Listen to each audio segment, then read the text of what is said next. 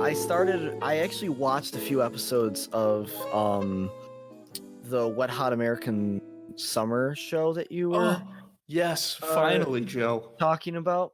Yeah, I only watched the first one, the one about what's it called? The first day of camp. Yes. That one's really funny so far.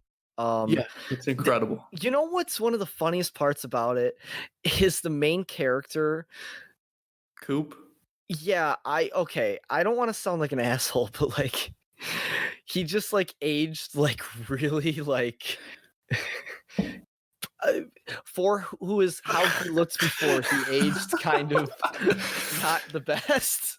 Yeah, And I think it's really funny to I think they play it up a little too, because it's just I think that I don't know, maybe his change is the most prevalent, and that yes, so I funny. agree. And I think it's hilarious because he is supposed to be playing the even younger version. Yeah, they all are. They're all still supposed to be playing like the 17-year-olds or whatever. He looks even older, and he must, maybe they'll play it off. Maybe they're gonna play it off eventually, like that. He like just. I don't know how they'll play it. Okay, I'm just gonna tell you, they don't do that, and it's a million times better that they don't. That they never address it. That's why it's so funny. That's really funny. Oh my god! But some of them look like exactly the same, which is fucking ridiculous. Like Bradley Cooper looks like really. They did a great job of making him look like, how he looked. I think the same thing with Amy Poehler. Yeah, Paul Rudd also. Yep. I mean, Paul Rudd's ageless. So yeah, Boyle too. Boyle from Brooklyn Nine-Nine. Joe Latruglio. Yes. Dude, Paul Rudd's still my fucking favorite. Holy shit, he's so funny. He's just every time he's on screen, just steals the show. He really does. Anyways, welcome to Film Juice. This is the show where we talk about movies and shows, and we review them and we talk about them, and we always have a throwback, and it's a fun time. I'm your host, Joe Dorado. And I'm Andrew Canada.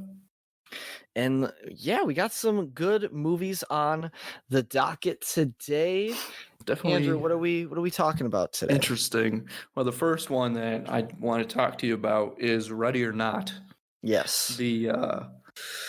The hide and go seek movie. What's the deal? Oh my god, is this a Seinfeld bit? Yeah, why did you say what's the deal? What's the deal? I've never heard anybody actually say "what's the deal" unless they're trying to do like a Seinfeld thing. But with that said, what's the deal with like the horror movies based on games and stuff? Yeah, like I know. There's the one that comes to mind. We did that on the TV show, and that one was luckily this was not as bad as that, because that movie was one of the worst movies of the year. That was I remember that was really bad. Then after that we got Mindhunter. Yep, season 2 came out on Netflix. Season 2. So we're gonna talk about season 2 of Mindhunter, and the throwback of the week is Hellboy. Yep, 2004 Hellboy. Yeah, which Andrew never saw before. I've seen it, and I've been wanting him to see it, especially since we reviewed the newer Hellboy on the TV show, and it was hot dog trash. And to say the least. Yeah, I always wanted to check out the 2004 Hellboy. It looks so interesting, but I don't know. I guess I just never. It's longer than I thought it would be. I mean, it works out, but it's 2 hours. We'll talk about it. Yeah, I'm excited to talk about that one. So before we get into the movie stuff, there are some things that have come out this week that are pretty exciting. Andrew, what trailers came out this week? Well, there's 2 that I want to talk to you about, really. The trailer for the Joaquin Phoenix Joker. Should we start with that one? Yeah, let's start with that one. Murray, one small thing. Yeah. When you bring me out, Can you introduce me as Joker? Okay, what are your thoughts? Let's hear it. So when the first trailer came out, I remember how hyped, dude. Just that little teaser. That was awesome. I watched the first trailer many times, and it was great and it was fantastic and it gave me exactly what I want, and I think it was very well edited, and I think it was exactly how a trailer should be. Like, I loved it. Now this one came out and I was worried they were going to show too much, which they didn't, which I appreciated. But also we get a little bit more of an idea of how the story might go, as well as Robert De Niro's character and how he's going to play into it. Oh yeah. And also that's going to be cool, because that looks like, sorry to interrupt, but that looks like, there might be a little nod to Frank Miller's dude, everyone in that room's gonna die. None of them are gonna make it out of that studio live. Well, we'll see. It looks like that's what they might do, and that'd be really cool, dude. If they brought that to on screen, I don't know, man. Like, it'd be fucking crazy. It'd be crazy. Yeah, also, I wonder how they would show that, just because, like, they didn't even really show... Exactly. They didn't even really show it in the comic book. Yeah, well, where they would have had sort of the liberty to show a lot more there. Did you ever see the animated movie, The Dark Knight? It's based off of Frank Miller's comic too. No, I didn't watch it because I just felt like there's no way it could be. Yeah, it was actually pretty good. The Joker was very the voice acting for the Joker was very interesting. It wasn't bad though, but they do that scene in the movie, and literally the Joker, while he's talking to the host of the show, he breaks the coffee mug that he gave him and he slits his throat with it. Oh my God. It's graphic as hell. And like, I'm like, dude, like, all I can think about is like, I don't think they're going to do that, but like, dude, I can only imagine. Like, I'm kind of interested to see how they handled that scene, if that's how it goes. Which they're teasing it. They're putting it in the trailers for a reason. Exactly. Like, exactly. If you know Batman and you know the Joker, you see something like that, you can't help but think about that classic scene from the comic. I think that's definitely going to be the third act of the movie. I think that's going to be like the last. I think that's going to be like the big thing, like the big event. And I'm excited to see. I could see that. It could also not be. It could also be earlier. But I think that's going to be. I think that scene, what they're going to go for in that scene, is it's going to have a lot of tension, and then it's going to like just lead to a head, and then that's going to be like the birth of, like, him as the Joker. So I'm excited to see it. I don't know. We'll see. Overall, honestly, I was a little disappointed with the trailer. I agree. I still think that the movie is going to be really good. Yes, I'm still interested to see Joaquin Phoenix take on that role. I think he's going to be awesome. Yes, if I'm comparing it to the first trailer, I think it's definitely worse. Just because the first trailer, like, the way it was just edited, like, hyped you up, and like, it was awesome. This trailer gives you more information, but it doesn't really I don't know. It just didn't excite me as much as the first one did. And I think it's because the first one did such a good job, Oh, absolutely. And this one was fine, but yeah, I definitely prefer the first one if I had to pick one. But I will say, the what's it called? They show a scene where Thomas Wayne punches Joker in the face, so I think that's really interesting. Oh wow. I mean, I think that was I'm almost positive that was Thomas Wayne. Oh, okay. And I watched a video on it, and they talked about that character being Thomas Wayne, but maybe that's not true. I'm just gonna say it probably is. Anyways, people were saying that like that might tie into if they, that might tie into possibly if they his opinion on the Waynes, and maybe if they end up going the Jack Nicholson route where exactly, yeah, that's exactly what I was gonna say. So I'm very interested to see how that goes. It's gonna be really interesting. Yeah, I still think that movie's gonna be good, but this trailer that movie is gonna be really good. Underwhelming. It was yeah. I think it did its job though. I don't think it was terrible. Like no, it wasn't a terrible, bad trailer, but it didn't. I mean, like you said, with the first one being so good, it's tough to go up from there. But you have to be prepared to do that, and they just didn't. And it showed a lot of cool stuff, and these little glimpses into like Joaquin Phoenix's mindset and stuff. But I don't know. It was lacking something. You know what trailer I think did a really good job of that? I think the It trailer, they did it because it Chapter 2 did a similar thing where they showed a teaser trailer a few months ago, and it was short, but like it showed a little bit. And is that the one that had the clip with the old lady? Beginning? That was amazing. Yeah. And then the second trailer I think was even better. Like there you go. I like the second trailer even more, and it's just because the second trailer like. It has more pacing with the music and like the like, dude, that is just so iconic. Yeah. Like, and with Pennywise's laugh, like, like when it just keeps coming up, and it's so good. And my favorite scene in the trailer movie. I'm so excited for that movie, man, and that's coming out soon. And that's gonna be awesome. But what I'm really excited for, the one thing in the trailer that I love is the scene where James McAvoy is trying to kick down the glass and he's in the to save the kid. Oh, dude, that scene. Yeah, dude, that scene.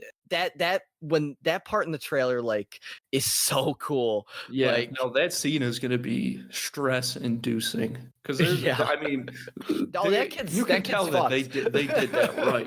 That's going to be that kid's dead. But it's gonna be crazy. Oh my god, it's gonna be so cool.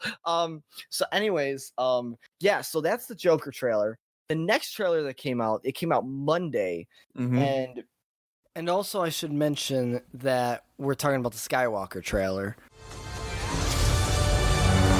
Your journey.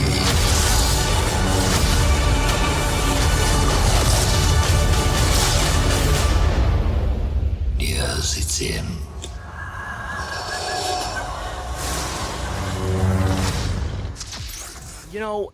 I don't think this was really... Honestly, this was more of a teaser trailer than like a trailer because they're not like showing like... Honestly, this was just I'm glad that it was like 2 minutes. Yeah, long. this was just as much of a teaser trailer as the first one, honestly. Which I think a couple more surprises though, to say the least. Yeah, I think it was very interesting. So, like, especially since the first part of the trailer, the first like minute or 30 seconds is literally like just a tribute to the movies. But it is really not. It does prove to be a really nice build, with the trailer, because like it really, right when the music hits and it shows like the new movie stuff. Oh yeah, it was really cool. I really liked how they did the music editing in that trailer. What'd you think of? So yeah, I'm curious what you thought of that trailer because I have a few different thoughts on it. I was at first a little thrown, honestly, by all the clips of the old sagas. But it's really cool that they incorporated it in there, just because each set of movies has such a distinct look. Like none of them look like each other. Yeah, I know. Yeah, you know what I mean? Yeah. So it was kind of weird to see them in the same trailer like that, but it was still awesome.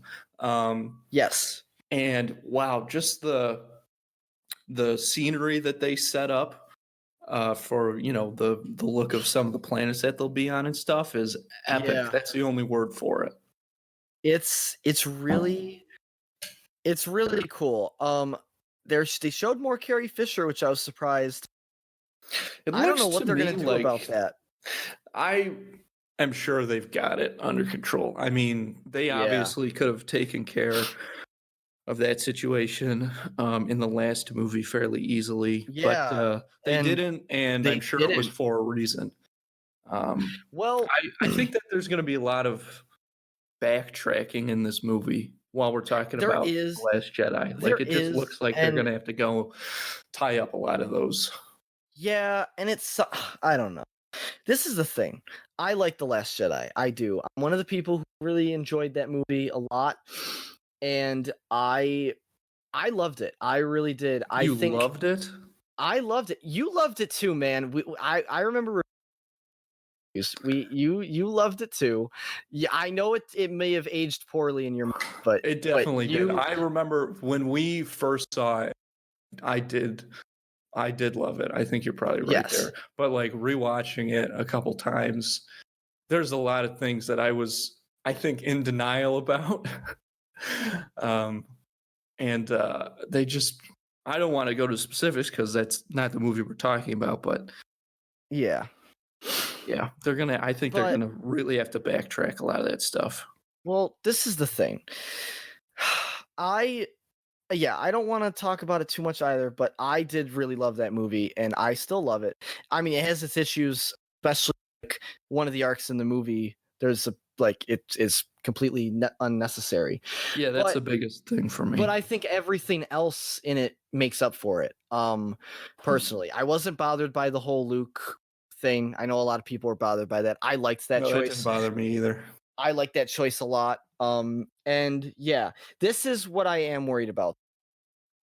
With that being said, as much as I did like The Last Jedi, I understand that people didn't love Rian Johnson's approach, which I guess I see. I think Rian Johnson, excellent director, and I love his other stuff that I've seen. He mainly did episodes on Breaking Bad and stuff like that. But what I did want to say about it was, since it is now what J.J. Abrams directing it again, I think I like that Rian Johnson did something new with the series. I did. And I think that was really cool of him to do. He tried out new concepts, and it was great. I loved most of everything that he experimented with. I thought was great. He took a risk, and it worked for the most part with a lot of the things. Mm-hmm.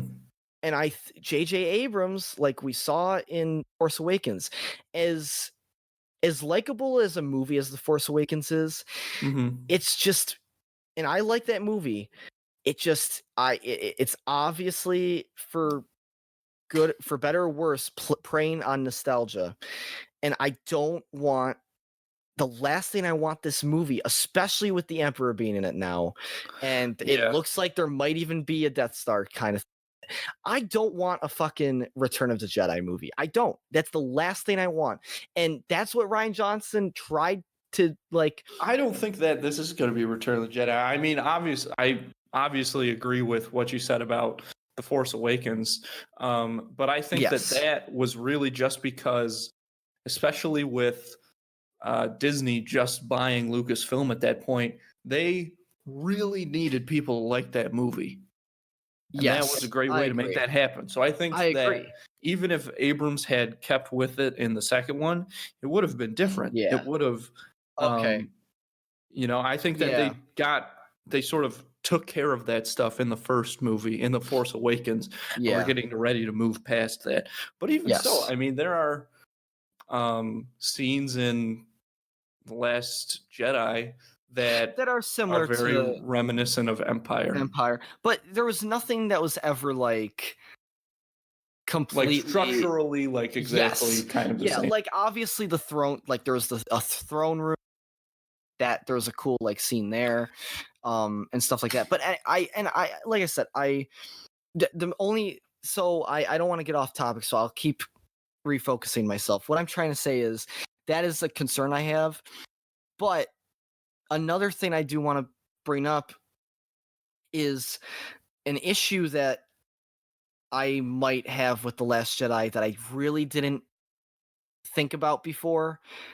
And I kind of, now that I've seen this trailer, it kind of brought the issue up. Rise of Skywalker, you mean? Yeah, sorry. Okay. Well, no, now that I've seen but like the issue kind of stems from Last Jedi if they go this route. The issue that I noticed is the last shot of this trailer is the trailer shot everyone's talking about. It's the shot where she is Rey. Yeah, Dark Rey. It's Rey, but she looks and she has this really cool lightsaber that we've never, like this design that we haven't seen, and it's awesome. It looks really cool. This is the thing. The two things about this that I have issues with. Okay. One thing, as cool as it looks, there's no way in hell that they're making Rey evil in any stretch of the imagination. I don't think so either. This is the thing. This is why it honestly like brought Last Jedi down just a little bit for me, just a little, because I do still like that movie and I still do think it's a good movie. But it made a good point it did make a good point that they had the opportunity to set her transformation to the dark side up in The Last Jedi, and they did start it. They started it a few times. They started it where Luke was like, you went right into the dark, or like, or you let the dark side take over, or what? Remember that scene where yes, of course I remember. So that another part where they like kind of were setting up with, obviously, is with the whole Kylo Ren and her whole dynamic with Kylo Ren. That was all her battle with and his battle with, and they were both like, yes, they both had that inner conflict. Yes. So but the issue with it is at the very end, the movie like tied that whole thing up. I feel like it made it so there's that movie, the way the movie tied up with her, with their like arc, is there's no way either of them are switching. At least there's no way that Rey's switching. So the fact that, which is disappointing, because when I saw that shot, I was like, that would be really cool if they didn't tie that up in The Last Jedi and like they left it open, like that she could still like turn it. Dude, I would be like 10 times more excited, because they could have actually like may have pulled one of the most interesting like developments in a character off like ever, and it could have worked, but I don't think if they actually do that in this movie, I don't think it's going to work because of how The Last Jedi handled it. There was even still a little conflict in Kylo, I would say, in The Last Jedi as well, right? Yes. At the end of Force Awakens, he kills Han Solo. Yes. Which should have brought him over to the dark side completely. So I think that that's really what this movie and this trilogy is going to be about, is the inner conflict of those two characters. Yes. I think Rey having a red lightsaber is indicative of that. And I think that it's just kind of, I think that the point that they're trying to, or that they will end up trying to make, is that it's not just light and dark. And final generation is realizing that. So yes, I mean, it's the lightsaber that she has is really cool. Yes. Whether it's, the red lightsaber or not. Yeah. Which I think could have, that could have a backstory in its own. Yes. The fact that I don't think there's a lot of kyber crystals left, but whatever. But I think that both these characters are just kind of going to come to the realization for the galaxy that there's a gray area. Yes, that's definitely where the series is leading, and I do enjoy that. I do like that. I'm just very interested to see, like, I just think it's gonna be a dream sequence, and I think it's gonna be it's gonna be a vision. I think that's exactly what it's gonna be. I just can't see how she's gonna make such drastic of a change. I don't think that she is. I don't think that. I mean, I get that we've never seen somebody on the light side use a red lightsaber before, but I don't think that means anything in this case. I see. So that's what you're saying. Yes. Okay. I can see that. And if it is a dream sequence, that would suck. I think this is my theory, and this is like some other people's theories, and I hope it's not true, but I think this is true. People are saying it's a dream sequence where she's like just gonna it's gonna be a dream sequence of her battling her dark side. But right, that would suck. People are saying they like mainly like included that scene in the trailer and mainly are showing, they mainly are doing like that interpretation of it because they just want to sell toys. And honestly, and you know what? Who gives a shit? That's so true. I mean, that's what they're in the business for, is to make that money. No, I know. I'm just saying I'm not really complaining about that. I'm mainly complaining about the fact that I think it might just be a dream sequence, and that would suck. That would suck.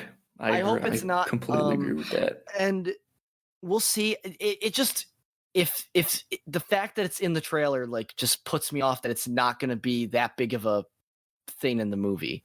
Like I see. Well, but I guess we'll see. The other thing is the Emperor. We hear more of him. I really don't know what dude. I have no idea how they're going to explain any of that. I don't know either. I have no idea how he's going to work in the whole thing. I'm really worried about. I don't know, man. I'm honestly worried about this movie. I don't know where the fuck this movie is going. I like it, but I don't like it because they're bringing back things that I don't think ever had any reason to be coming back. The Emperor. Why the fuck is the Emperor coming back?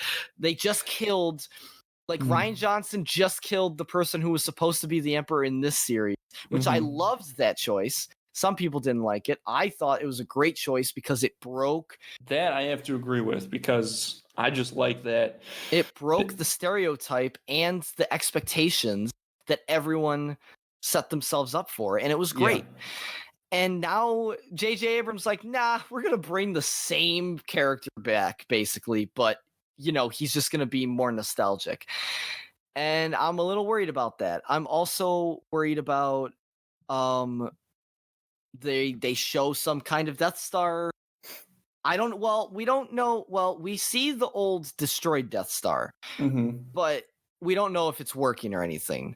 We also see a giant red laser destroying a landmass. So, I mean, you can put two and two together.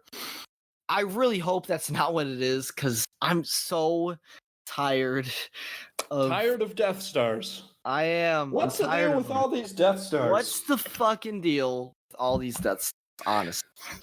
But, yeah, so it's not a... Anyways, yeah, that's what I think about that. Wow, we've been talking about these two trailers a lot. A lot to talk about. Yeah, so that's what I think about it. Is there anything else you wanted to talk about with no, not really. I think we covered everything. I'm very interested to see both of those movies. Oh, same. Very much so. And yeah, hopefully we'll get another trailer for the Star Wars one, because honestly, there was a lot left to be desired, in my opinion. It seemed more of a teaser trailer. Yeah, I think that's what it was meant to be, really. Yeah, let's get into Ready or Not. Holy shit! I had to play along so that I can get you out. It's insane. They think they have to kill you before sunrise. Something very bad will happen to the family. If we don't find her and perform the ritual, we're all dead. Found her. Yeah, okay. I'm excited for this movie. To talk about this movie. So this movie stars. Well, hold on. I gotta look up. Hold on. Did you write down? Yes, I have my notes. Oh, okay. Joe, I'm a professional, and I like to come prepared. Sorry. I see that. Just fucking with you. Who I know? Who's the main actress? Samara Weaving plays Grace. Samara Weaving, who has never. This is like her biggest. I think this is her like big debut from what I've seen. Yeah, I think so. And she looks like a mix of Barbie and Emma Stone. And yep, that's a great way to put it. And that's not a bad thing. That's just that's a winning combination. And there's also another big actor in this movie that steals the show for me. It's the guy who plays the alcoholic brother Daniel. Yes. Adam Brody. Adam Brody's the other big actor that I noticed in this movie. He did a great job. Yeah, and we'll talk about that more in a sec. I just want to start off the summary with that. So basically, the main character, she is getting married to I don't remember the guy's name at all. Alex. She is getting married to Alex, this guy who is in a very wealthy family. The family is the owner of this board game company. Yes, it's like I was just thinking I couldn't remember how they made their money, but it was a board game empire. Yes, which I think is so fun. So it's a board game. They're literally like the owners of a board game empire, and they're stupid rich. And the whole thing is they have a tradition where whenever someone marries into the family, they have to pick a card out of this box at midnight, and whatever game it says on the card, you have to play. And if you pick, there's only one card that if you pick it turns bad, and it ends up being the card says hide and seek on it. And if you pick that card, the whole family lets you hide, and then you have to hide till dawn. And if they don't kill you, if they don't kill you by dawn, then legend has it that they're gonna die. So it becomes a game of life, a fucked up game of life and death with this family, and this bride to be, this newlywed couple. And it's a very interesting it's a very interesting movie. It becomes a survival comedy. It's very interesting. It's a very interesting mix of genres. I'm really okay. I want to preface this. I saw this movie with a few of my friends, and there are two people that I saw it with who absolutely hated this movie. Absolutely despised it. Like they hated it. And it very much was not their type of movie. And honestly, I didn't really know it was I didn't know that it was going to be the type of movie it was going into it either. Now, I also went with a few, the other people that I went with really liked it. So, and I'm very interested to see if what side of the spectrum you're on. So yeah, I kind of went back and forth. Yeah, it's a very interesting movie. So I want to start with probably the biggest point of interest in this movie, which is the tone. The tone of this movie is very different than many other movies, and I think that's what throws a lot of people off with this movie. Here's the reason I think that it does throw people off is because where the tone makes the switch is like halfway through the second act. Yes. And that's just a strange time for that transition to happen, because it's not a slow transition. No. It basically just happens kind of in 1 second.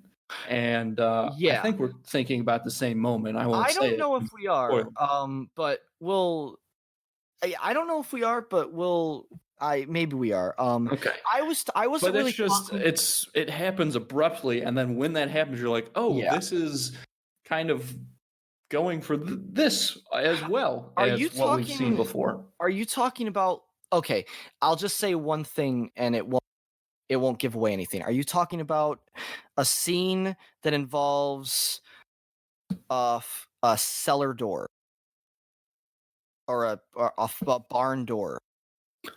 Oh, no. Oh, that's okay. That's not what I'm talking about either. I honestly have no idea what you're the tone that the thing that I wasn't really talking about a specific. I was talking more about how this movie switches between comedy and like actual tension. Yeah. Throughout, very off and on. And I actually think and it's not seamless. No, but well, actually, honestly, I think they did it really well. I don't think they did it poorly, but there's a lot of times where it doesn't feel like one cohesive movie. I'll agree with that. But I think the big thing with this movie that I loved is this movie gets fucking tense. Like when it wants to be a horror movie, it becomes a horror movie like really fast, and I kind of loved it. I loved how it was not just I loved how unique of a tone it had, and for better or for worse, overall. Yes, and for better or for worse, you have to admit, like, this movie had a very unique premise and tone with it. I can't think of a movie that has switched between horror and comedy so successfully. And see, I didn't think that it was that successful. You didn't think so. See, well, the way when I say successful, I think I'm not talking about. I can agree with you where the transitions. Sure, I get it. The horror parts are really good. Yes, and I think the funny comedy parts are pretty good. Although I found the first couple really off-putting. Yes. So that is my opinion on that, and I just want to hear what you have to say about because I think that's the biggest contention in this movie, where people are going to love it or hate it, is whether they like the tone of it. So I just am curious what you thought. I thought that it felt like the movie, not in the beginning, but again, during that, where it sort of starts to attempt to blend the comedy and horror together. At that point, which, like I said, is well further into the movie than I would have anticipated. It feels like the movie Clue, but with super, super violent and horrific. But I like the movie Clue. So again, I mean, the comedy elements, aside from the ones that really feature, I don't have her name written down, but Aunt Ursula is what I was calling her. Lady? Yes. Yeah. She, although I felt was committed to her character, was not particularly successful in the portrayal. Yeah. I think the moments in the beginning were like. So this is the thing about this movie. I think the reason why I think the tone works so well is I don't think this movie is trying to take it seriously, which no, it's certainly not. Which I like, and I think some people, might think that this movie is taking itself seriously. I mean, or maybe people will take the movie more seriously than it's trying to go for. Because the thing is, I think in the trailers and through the first act and a little further of the movie, it is being serious. It is taking itself not too seriously, but seriously enough for what you think the movie is going to be at that point. Yes, and then it kind of, I agree. It does change quickly. And it is very interesting that they do that. But I will say that it was I don't know. It was I liked I could believe it, and it didn't bother me too much, but it was because by that point in the movie, I was like, this movie is not taking itself seriously, and I can suspend my disbelief enough with this movie that it's obviously just like, you know, taking things to the extreme in both aspects, in comedy and horror. Because that's a good way to put it. I gotta say, man, like, I did not expect this movie to be so graphic. No, me neither. Dude, when the first this movie has almost you're gonna think you might think I'm crazy for saying this. Okay. Oh boy. I'm gonna say it. I don't think it's as successful as this movie or this scene in the movie. But there is a scene in this movie that you will, and you'll know exactly what I'm talking about. There is a scene in this movie that kind of comes out of nowhere because you really don't think the movie can actually go this far this way, but it does. There's a scene in this movie where the main character, I can't even say what happens. There's a scene in this movie where it's very similar to the scene with Emily Blunt in A Quiet Place with the nail. And do you know what scene I'm talking about? Oh, I knew exactly, dude, when you started. That whole sequence is, I don't know if you agree with me, but like that sequence is so, I think I don't think it was like as good as that scene in A Quiet Place, but man, if I was almost just as like tense, it was and a lot cringy. Closer to that than you would think it would be. Like they definitely did a good job. I mean, like you said, as far as individual scenes or segments go, they absolutely kill the tone that they're trying to go for in that moment. Yeah. But when you put them together, I mean, you don't think it works too well. Just a little off. Okay. So it like threw you off a few times. Yeah, I think that's fair. I mean, I completely agree that particular scene was really good. Dude, but like there's other scenes like that too. Like, there's plenty of other scenes like that in the movie, and that's when the really like I don't know. I was really pleased with how unique the whole viewing experience was for me. I loved that one scene I was like laughing at how ridiculous this movie was and how like ridiculous the premise was. And then the next scene I was like, Jesus Christ, this movie is insane.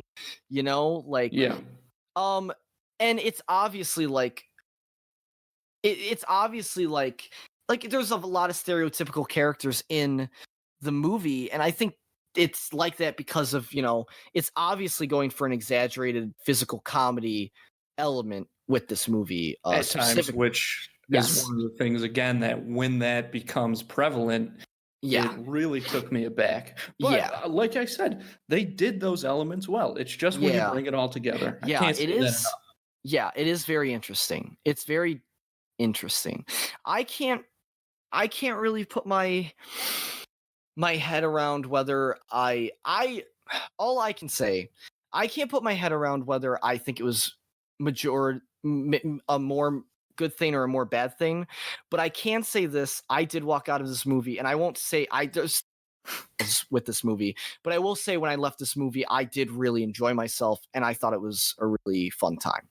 So I don't know whether the tone was overly bad or overly good all around, but the fact of the matter is I came out of the theater being like, that was one of the most unique movies and concepts I've seen in recent time, and I appreciate how well made it was, and I think it was a good time. Well, the production value is really nice. It does remind me a lot of the Haunted Mansion ride at Disney World. Yes. Like I mean, that house, the palette and everything is it's almost identical. Yes. When you say concept, What exactly are you referring to? Concepts of the... I think the idea like of... the story as a whole, Yes. or what? Yeah, I think the story is... I think first... Well, I know this story has probably been done before. Like, I'm almost positive it has.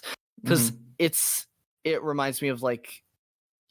But the thing is I haven't seen a movie with this concept in like... I personally haven't seen a movie with this concept, and I also haven't seen a movie with this concept with the fact that the tone of the movie is so different. You know what I mean?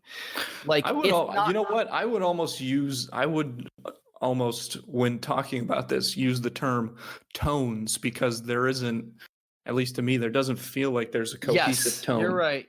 I agree. I can agree with that, actually. Yeah. That's fair. I want to say this about the beginning. Yes. It did keep my attention very much so, because I wanted to, see how it was cool how the family reacted to when Grace pulled that card. Yes. Because you could tell that they kind of didn't want to do what they felt they had to. Mm-hmm. But I don't think that this is a spoiler, but they don't tell Grace when they're like, okay, you go ahead and hide. Yeah, that's not a spoiler. They don't tell her that they're going to be hunting her.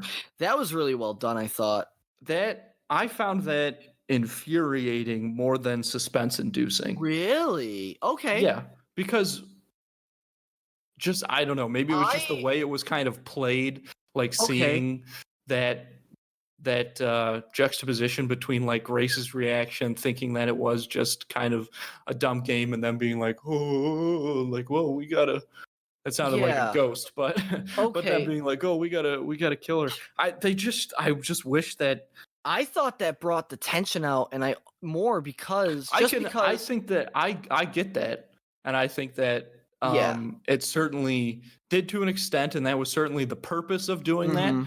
Yeah. Me personally, I just found it more infuriating than suspense-inducing. Because you knew, and you were like, can we just get on with this already? Well, not exactly, because I do like, and it kind of an excellent example is that nail scene in The Quiet Place, when the audience know something that the characters don't.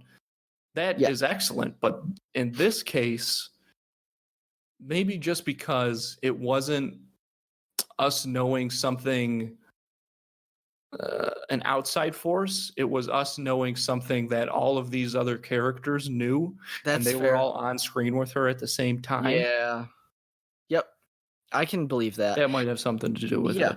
I want to point out as well, the two... I mean, I mentioned it briefly, but the two people that really stand out in this film are the main character, what you said her name? Samara Weaving as Samara Grace, Weaving, and Adam Brody, who plays Daniel. Yes, Samara Weaving, I think, does a great job. Like, especially when you have to act so many different...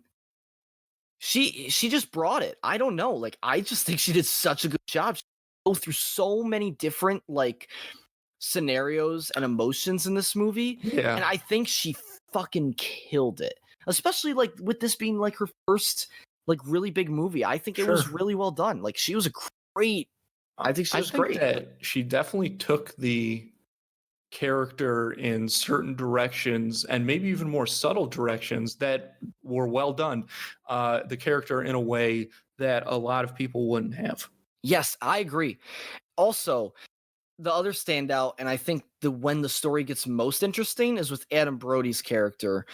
I love him in this movie. He was the best character, hands down. He was amazing. And the reason why is because when you look at this guy, you see a very damaged character who knows this whole thing's fucked, but isn't willing to disappoint his family, and his internal struggle is so compelling, and the way he acts it is just great. And it also helps that you never really know where he stands, and that always It's very well done. It's cool. He's great. Oh, and he has some of the most badass like moments in the movie. Absolutely. Like, I can't say, but like, there's this scene where like he like I don't know, I can't even say it, but there is this really cool scene where it's in the beginning of the movie, and he's in a room having a drink, and he alludes to giving someone a head start, and it's very well done. It's really cool. I'm like, damn, that is awesome. Like, I do want to say I did not care for a few characters in this movie. I didn't hate them, I just didn't love them. And also, I think there was a few bits in this movie that were really stupid that... Oh, absolutely. Well, okay, I can't say a few. Yeah, there are obviously a few bits that were stupid. And the reason why I don't think they bogged the movie down for me is because they were so, like, insignificant, it didn't matter. And also, like, the movie was obviously going for a ridiculous tone, so I understood why they had them. But, like, there's this bit with these accidental people, maybe... It's like a running gag throughout the movie. Yes. That the help ends up it was in very bad situations. It was very dumb. Like, I don't know. You know what, though? Here's why I disagree. Maybe it wasn't done necessarily well. Yeah. But I think that the underlying theme of this entire movie is the rich treating poorer people like garbage. I completely... I mean, I think that's very prevalent when you watch it, but that's the prime example that you see throughout. Yes. And it's an interesting juxtaposition with that, and then seeing the undying loyalty of the butler character to this family. And that's the thing. I really wanted to talk about... I think this movie has really surprisingly deep themes for... Well, maybe not deep, but like... I think this movie has underlying themes, and they don't really... I don't think, like, an average moviegoer would maybe, like, think about it too much, given, like, how the movie handles itself. Yeah. But I definitely noticed, like, a few, like, themes, especially, you know, like that, the whole theme with... And you know what? That's what puts it over the edge, because even though, like you keep saying... the movie does, in a way, try to be ridiculous so many times, it's still very well done. Yes, I agree. And I want to bring up... The last thing I really wanted to bring up about that, and... Because, like, everything else, like I said, I think the performances were good. Oh, I was going to say, actually, almost forgot my point. Some characters I didn't care for. I really didn't care for the stereotypical, like, junkie, crazy the sister. Yeah, she was... I don't know. The only thing that I liked about her character is that in the very beginning they allude to her being very competitive, and I just kind of like that detail for, like, this family that it became so rich off of games. Yeah, I think that is cool too.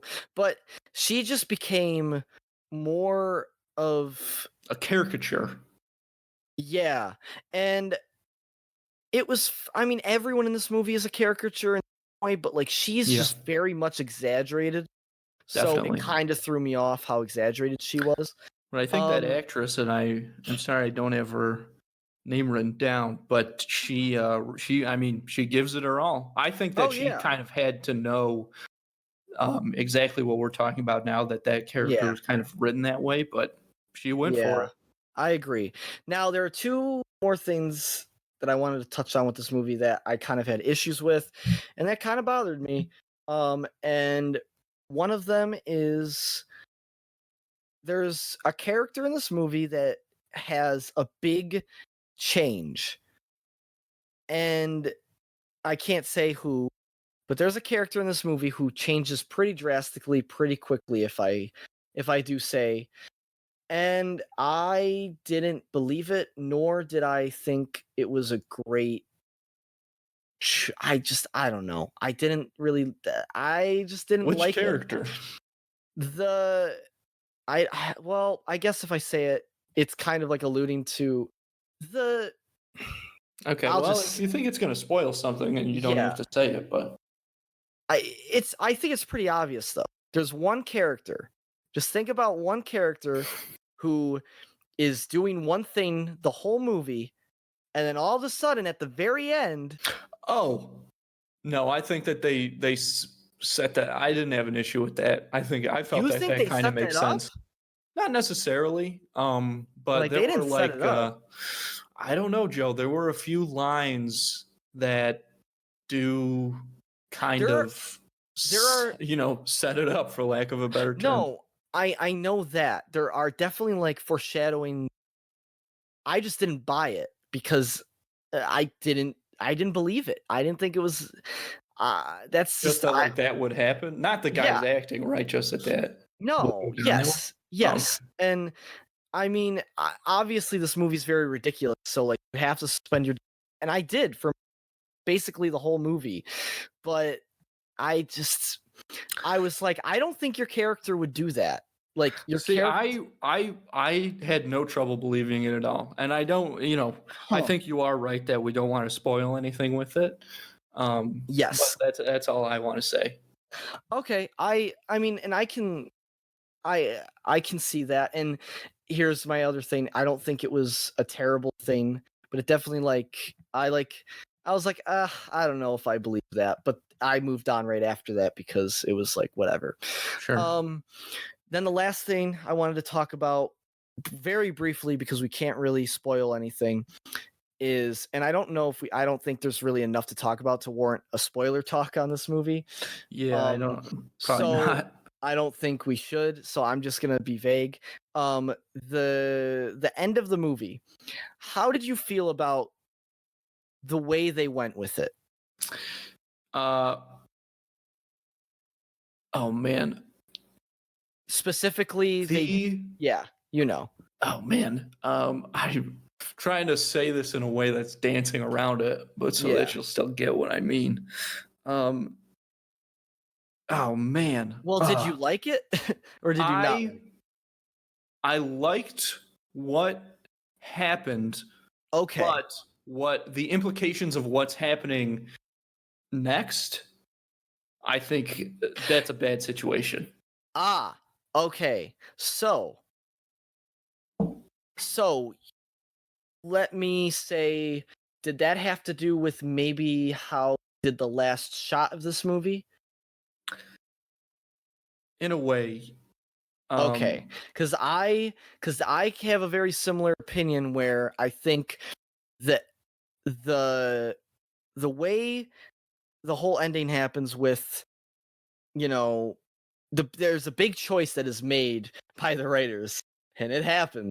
Yep. And when that happens, and you really don't think it's going to happen, because the movies, you think it plays that perfectly. Yeah, it plays in a way where you're like, okay, it's obviously going to go this way, and they're just fucking insane. But instead, they played a whole different way, and I like that, and I thought it worked because it was fucking ridiculous, and I thought it did work. Yeah, that definitely did. What the way the movie ends, though, like at the very, very end, yes, was kind of just a little cheesy. No, not cheesy. It was cliche. Okay, I think that. And I just was like, I don't know if I love how they did that. And I'm curious how is that kind of what you're thinking or not? No. Okay.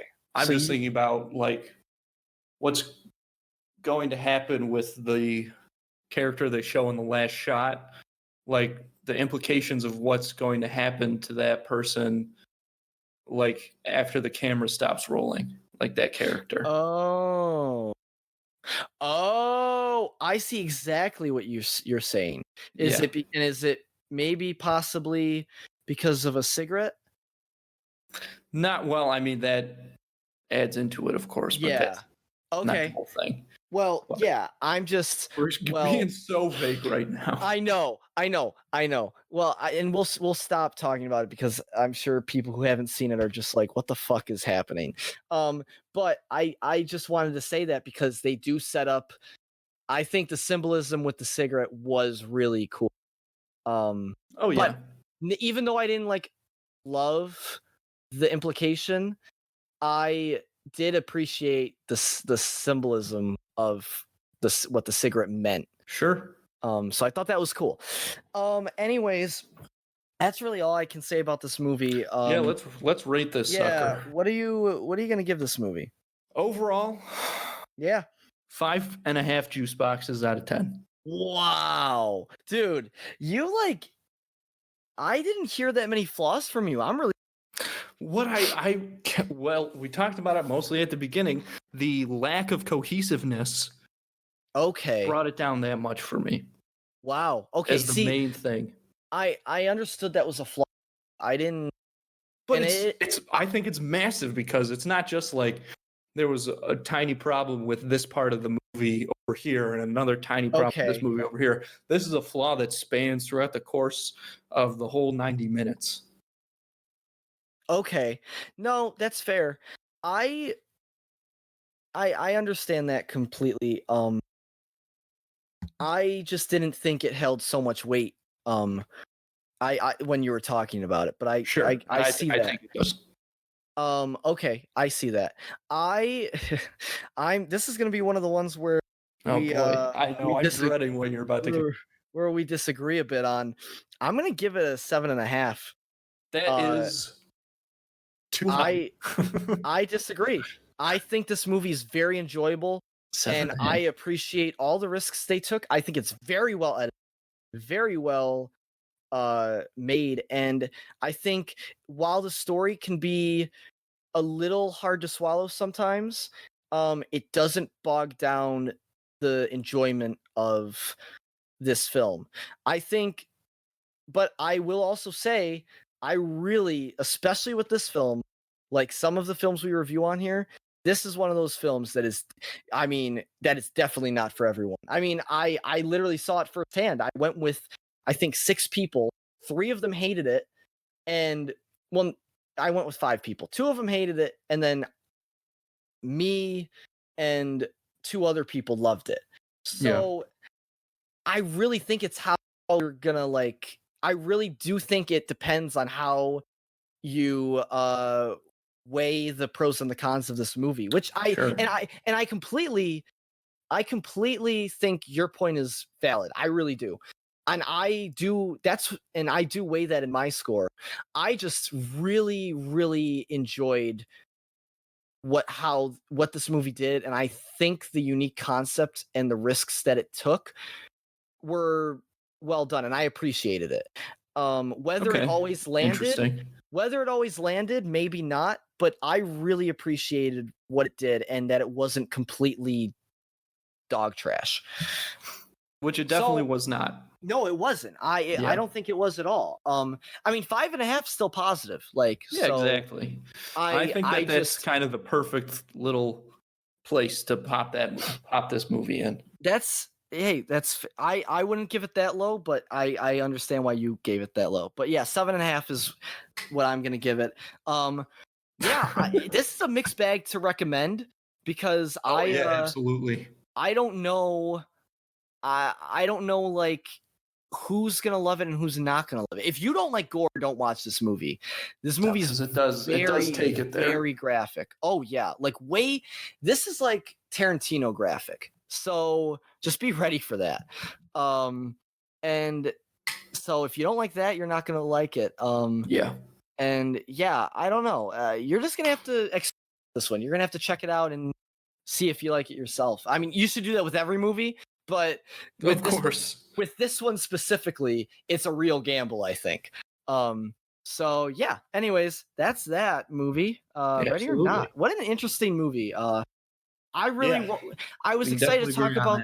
Yeah, I was very excited to talk about that one just because of how interesting of a movie it is, good or bad. Sure. So let's move on to our. You know what, Joe? We should do a quick shout out to the sponsors of the show. Oh yeah. Oh, of course. We forgot to mention at the top that this episode of Film Juice has a couple sponsors to it. Yes. And we ought to address that right now. Yes. Our first sponsor for episode 5 of Film Juice is Boomerangs for Divorced Men. Yes. Boomerangs for Divorced Men. At least something is coming back. They have been supporting. They decided to jump on the show for this episode, and we couldn't appreciate it more. I mean, they sent us Boomerangs for Divorced Men. Oh, absolutely. And you know, now, they're pretty nice boomerangs. Use them because we're not divorced. Yes, we didn't use them. They look very nice. They look very nice though, and they're nice. I mean, I think it's a nice thing to have just in case. You know, you never know. Absolutely. You can name it after your ex-wife. Yes, name it of Helen. course. Great. Oh yeah, we do have one more sponsor for the episode, and that's the wonderful Rainbow Mist Irish Air Freshener. Rainbow Mist Irish Air Freshener. Buy it now. The new scents include boiled potatoes, corned beef, whiskey burps, and depression. One of the most popular in the Irish community for sure. You know, I have the depression scent in my you got house. it all over you. Yeah, they sent it to me, and I was like, "This is incredible. I got to try this out. Like, I love free things, so why not?" And you know, didn't disappoint. Just it's like it says, and yeah. So if you use our promo code FilmJuice for either of those products, you will get 10% off purchase. So yeah, absolutely. Yep. Thanks to the sponsors. Thank you very much. Whew, let's move on to our next topic of the show. Mindhunter Season 2. One more thing. Manson is small. Like really small. Try not to stare. The David Fincher show with Jonathan Groff, I think his name. Yeah. Yep. Jonathan Groff, and I actually don't know the other. I know him just because I know projects, so I don't actually know the other actors in it. Holt McCallney plays Bill, and Anna Torv plays Dr. Wendy Carr. Yes. So, before we get into Mindhunter Season 2, I do want to say, I want to preface a couple things. I remember when Season 1 came out, I loved it. I really enjoyed Season 1. And I think it's a great season. I think it's very cohesive, and it really just, I love that it builds tension throughout, and it really holds you the whole time very well. So that's great. And I don't want to spoil Season 1 for anyone who hasn't seen it, but it's very well done. And if you haven't checked out Season 1, if you haven't seen the show, check it out. I couldn't recommend it enough. I should mention that I did not watch all of Season 1. I only saw the first episode, which was very good. But speaking as someone who did not watch Season 1, I don't think you have to necessarily see it to enjoy this season. I think you definitely need to watch the recap. They play a recap. The recap helps a lot, but the recap does a great job summarizing everything that kind of happens, honestly. Like, there's a few things it doesn't hit. Like, obviously, a summary can't, show you everything. But for the most part, it shows you a lot of it. And I also want to say, I want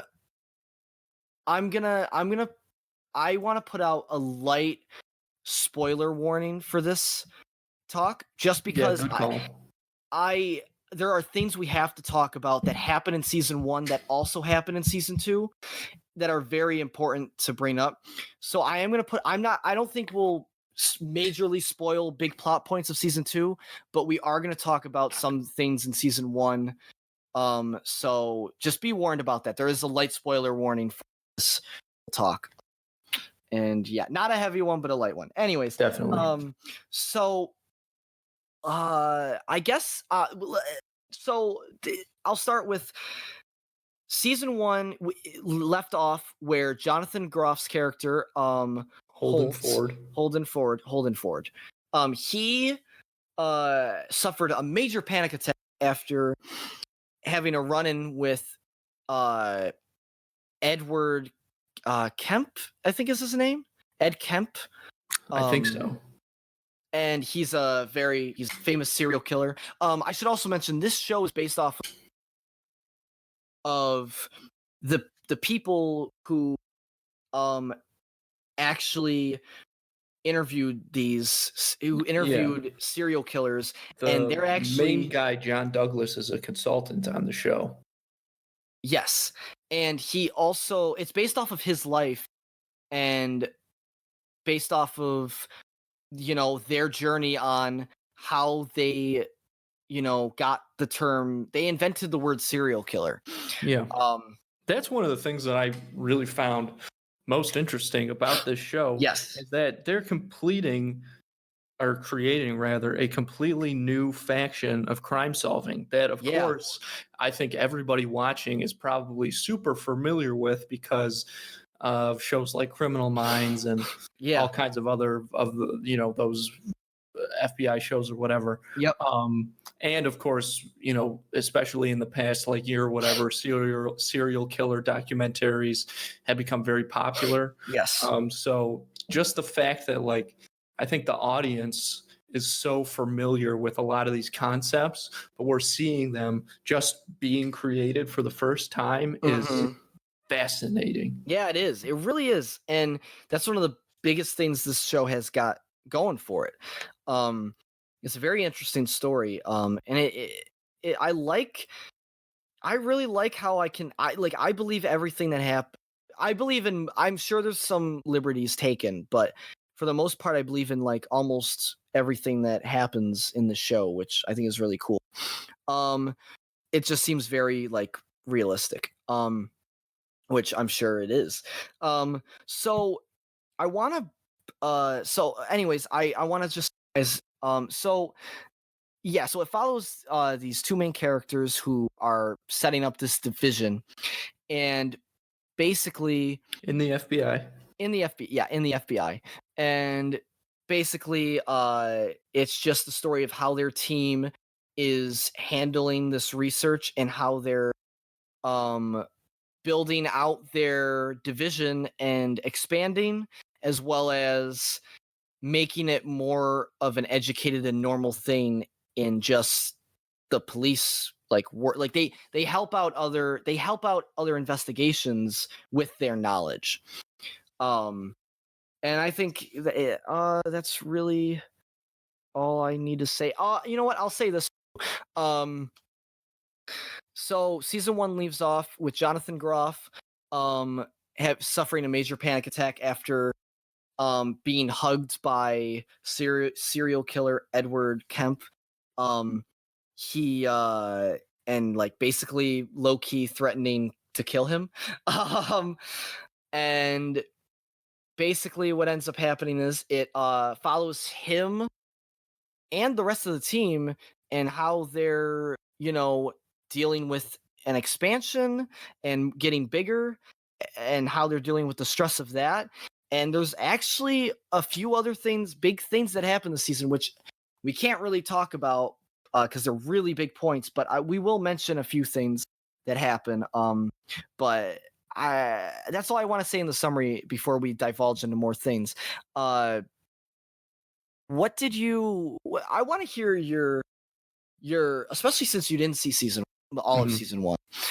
I want to hear your opinion on this season. Sure. And how you think they handled the transition from season 1 to season 2. Not like just from the recap. Like if you like, I'm just curious. Like, okay, yeah, I think they handled it about as well as you can. Season 1, I think, is pretty slow. Or excuse me, episode 1, season 2 is pretty slow. But immediately after that, it picks up, and it's incredibly captivating the rest of the way through. Yeah. Again, like I said, it's just so crazy to watch because they go to these prisons and they interview all of these serial killers who are actors portraying, real serial killers. Very well cast. Oh my God, to say the least. I mean, it's these fucking guys, crazy. Even though they're only in it for a couple minutes, I mean, they all kill it. But it's fascinating because, again, like I said, I think the audience is very familiar with a lot of the research and techniques that Holden and the team are developing. Yes. So it's cool to see that some of the killers that they're talking to are textbook serial killers. Oh, yeah. And the book hasn't even been written yet. They're writing the book. So that I thought was awesome.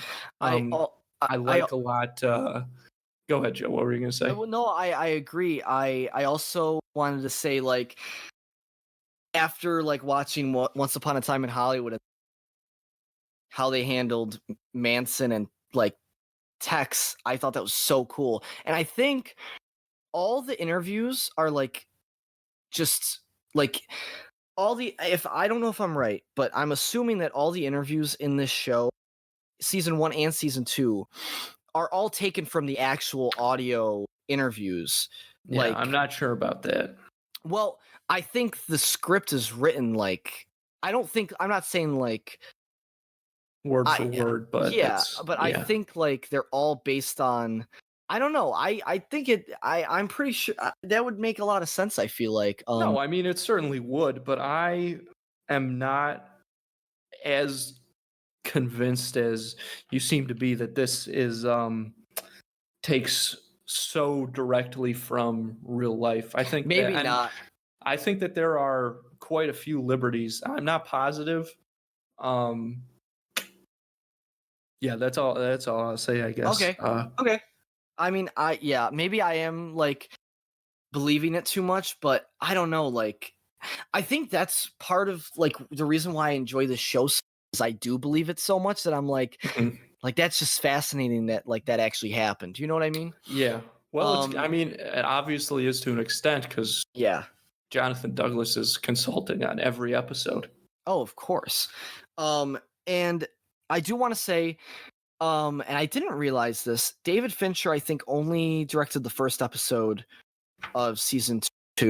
He obviously produced he produces the whole show, so he has a big say in, the show. Yeah. And it's very obvious. It's very much, David Fincher's style.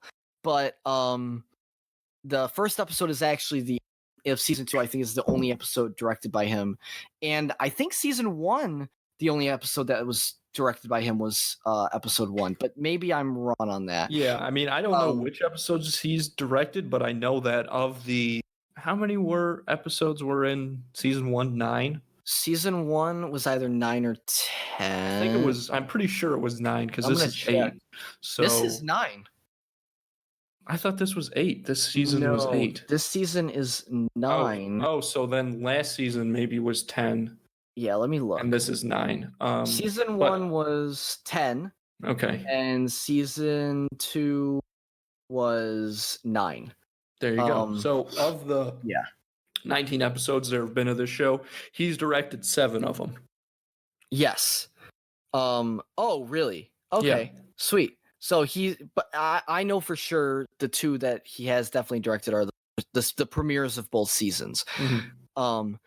It was very interesting. I love his directing style, and I think this show is so well directed. I can't talk enough about how well directed this show is. The blocking is unreal across the board, for one thing. Go ahead.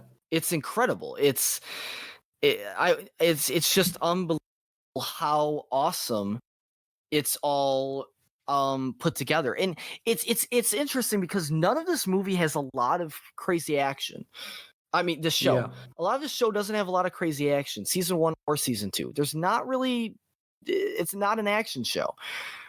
But the thing that David Fincher does so well is he knows how to shoot dialogue. Oh, he knows how to keep a scene of just two people talking so compelling and interesting. It's unbelievable.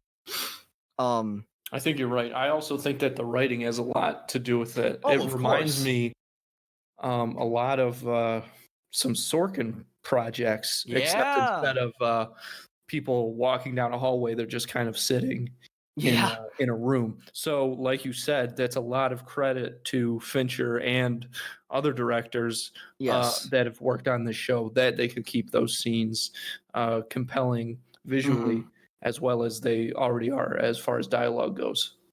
Yes. And I want to also say, before I talk about some more specifics of this season, the acting was again phenomenal.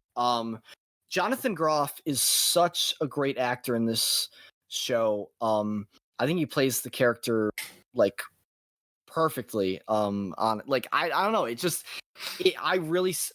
His character is so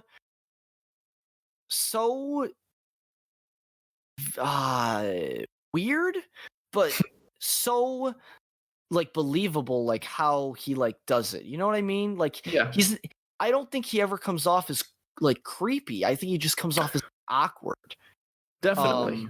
And but I don't think it's so awkward that it's like unbelievable. Like I think it's like but I feel like it's always just there under the surface. Yeah, and I really like that. But I mean, it also shows like his character's really good at what he does, and definitely his instinct is what gets him in trouble and also out of trouble a lot of times. They reference that, I mean, a ton of times throughout the show. Yes, because that is definitely more prevalent in season 1, which I'll talk about in a little bit. But I want to say this. Yeah, I think you'll like it and agree with me. Almost never before have I seen a color palette so well done, in the sense of how dependent the capturing of the time period that this show takes place in, the late 70s, I think. How well it's able to add to that. I mean, it's really great. Awesome. It's really awesome. It really is. It's great how he uses these muted colors, and he uses these muted colors throughout the entire show. But then he'll throw in very vibrant and saturated colors in certain scenes to very emphasize certain like scenarios. Well, that be police siren light, like, or like just stuff like that, and it's very subtle, but I think he does a really good job of that. Now that I like kind of said like overall like how I feel, I just wanted to hone in on specific moments that I wanted to talk to you about, and I wanted to hear your insight on. The first thing I wanted to talk about, and I think you definitely probably caught up on it pretty quickly, but in season 1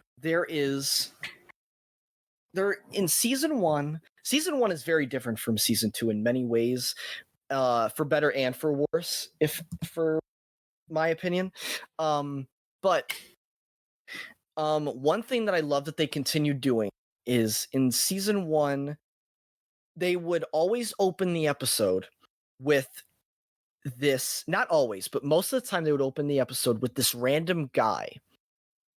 And this random guy has a mustache and his glasses, and you don't know anything about him really. And you just get these little snippets into his life and it kind of builds throughout the entire show, because you only get 2 2 minutes, maybe 3 of his life. And as it goes throughout season 1, it builds. And then by the end of season 1, you realize, hey, this guy has something going on with him.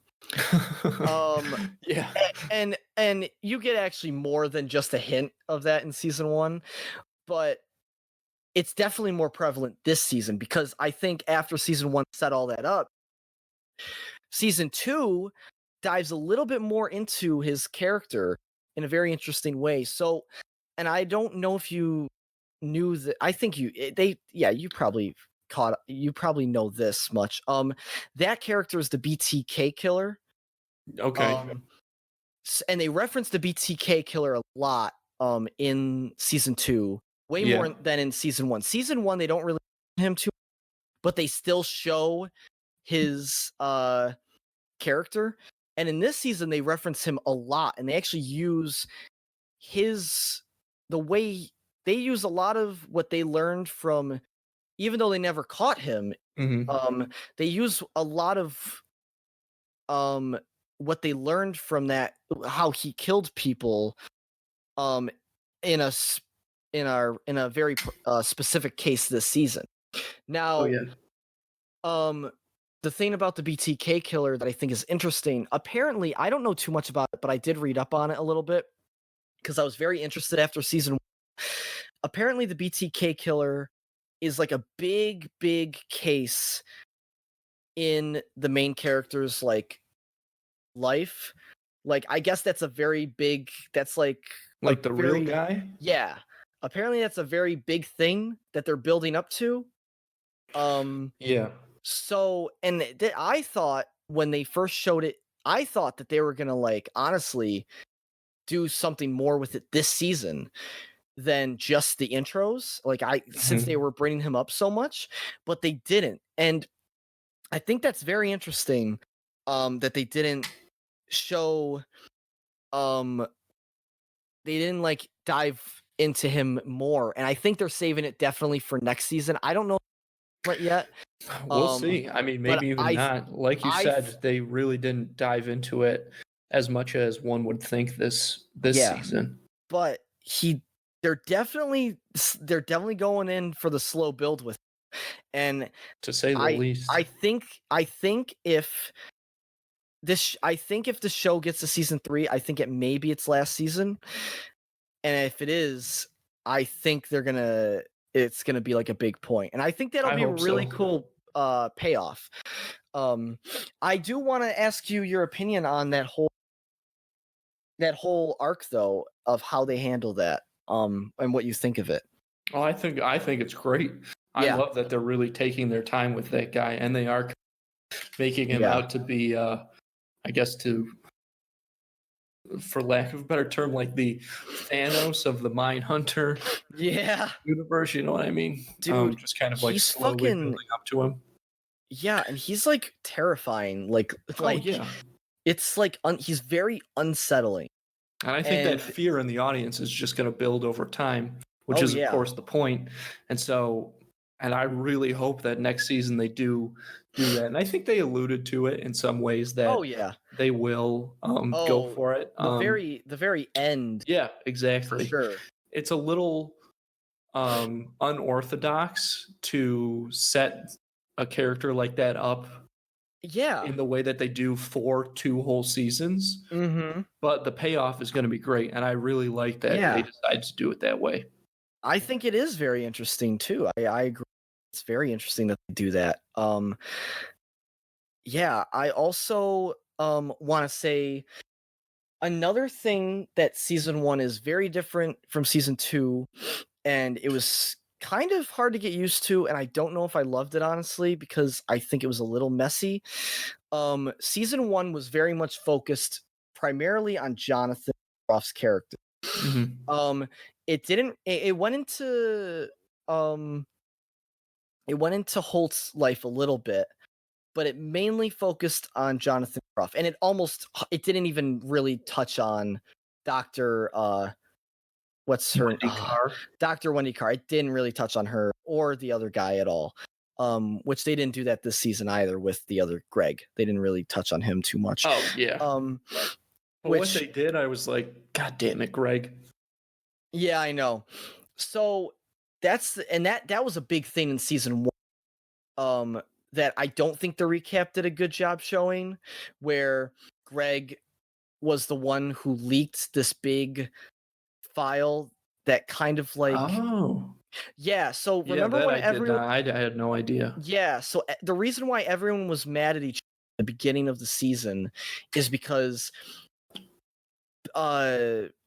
Holtz thought that Dr. Carr leaked this file, this tape, this uncensored tape to I don't know where he sent it out somewhere. To the CIA or to the Bureau, he sent it out somewhere to get reviewed, even though he was told not to. He was told to cut it out and censor it because it was gonna be viewed as unorthodox. And he didn't think that was morally right. He thought that was morally wrong, so he took it in himself to send it out. Greg did. Yes. Okay. But Holtz thought that Carr did it the whole time. So that's why there's a big tension with them in the beginning of the season. Oh, okay. Same with... And then Jonathan's character knows right away that it's Greg, and he calls him out on it second episode. And then, everyone hates Greg, and everyone hated Greg anyways because Greg's the worst. I mean, even aside from that, he messes up in this. Yeah, he when does. He gets his chances, and they do give him quite a few. He blows it. Yeah, I'm really glad with what they did. So also another thing that happened, mention and talk about it too much. What's his name? I think his name's Jim in the show. He's like the guy who helps them out in Georgia. Oh yeah. I can't remember that character's name. I think his character's name's Jim. But that character applied for Greg's position in season 1, but Greg got it. And Isn't it because Greg's knows somebody higher up? Yes. Okay. Yeah, I got that. I remember them mentioning that. And also, it was hinted at that it was racially motivated as well. Oh.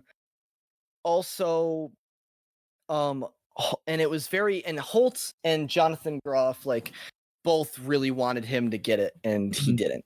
Anyway, so I really liked that they brought him back this season because he's a great character. Oh yeah. And he was well done. I loved him.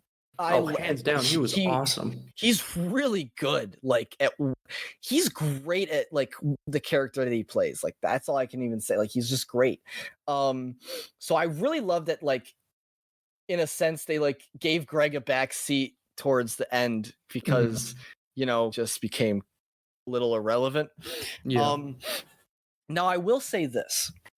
The point I was trying to make earlier is, and this is the last comparison I'll draw from season 1 because I know you haven't seen season 1, but it is a big point, and it does bring me to kind of something I didn't love about season 2. Is season 1 focused very much on Jonathan Groff's character, so much to a point where it delved into his love life. He had a girlfriend. It was a whole thing. And it was very interesting because it was more about his journey than the team's journey. Yeah. Which I think worked very well for season 1 because we got to know this character who is very unorthodox and doesn't really care about the rules as long as he gets what he wants and he thinks it's interesting. And that's why the one director who retires in season 2 hates him because he doesn't listen.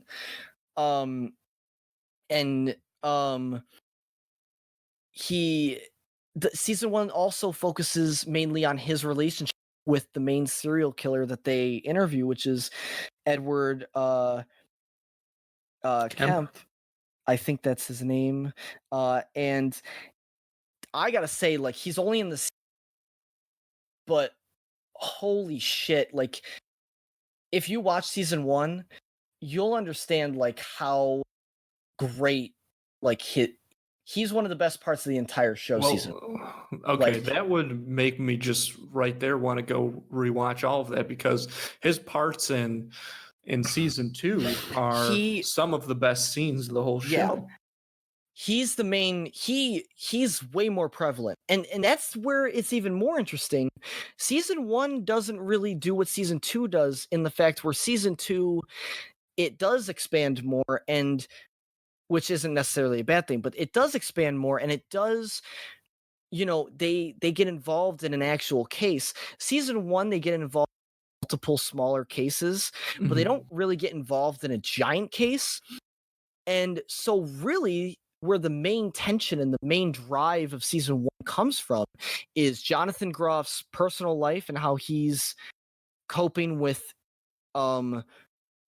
interviewing serial killers, and how he is also how his relationship, how he's also like building a relationship with a serial killer, and he's getting a little too comfortable with him.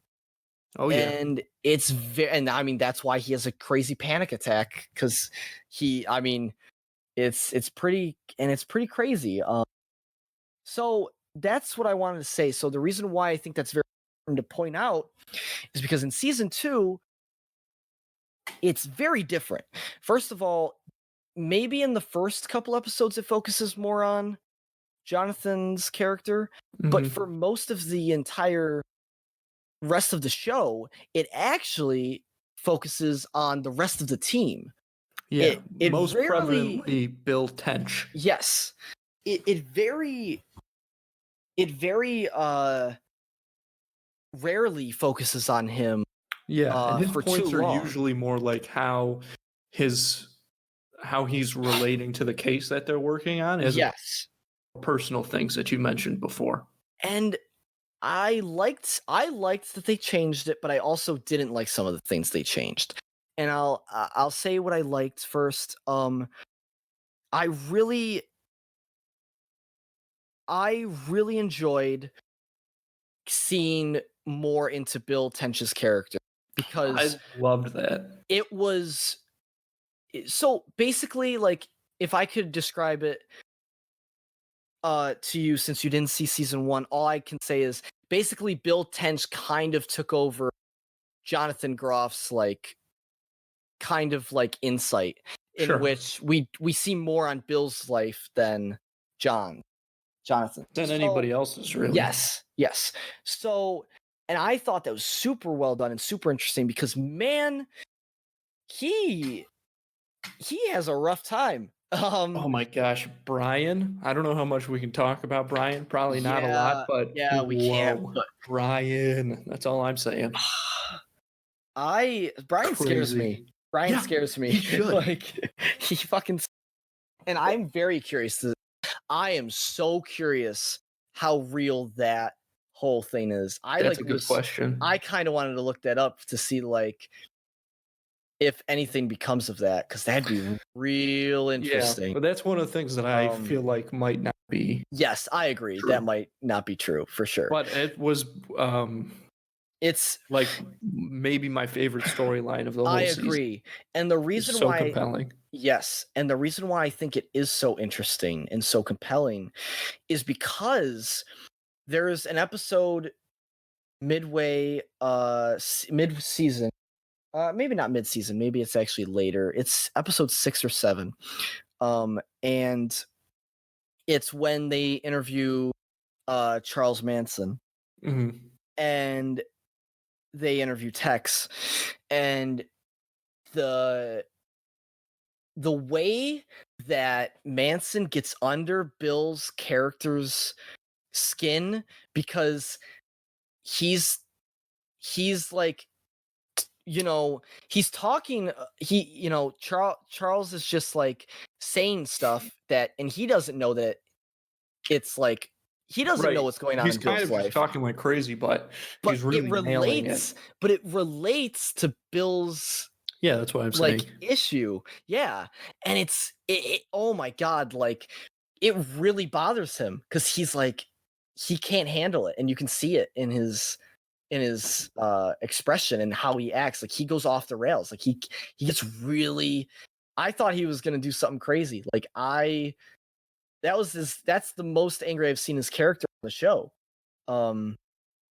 It was crazy though. It was really well done. That was my favorite part of that whole plot line though, for sure. What did you think of when, and then, I mean, how the plot line ends too? Like, that's really like, I know, but oh, man. Yeah, I hope that somehow we get sorry?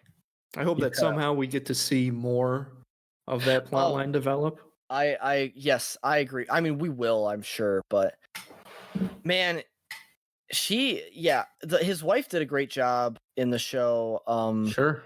She just, man, I don't know. I'm obviously going to relate to Bill's character more because like we see more of him, so we relate to him more.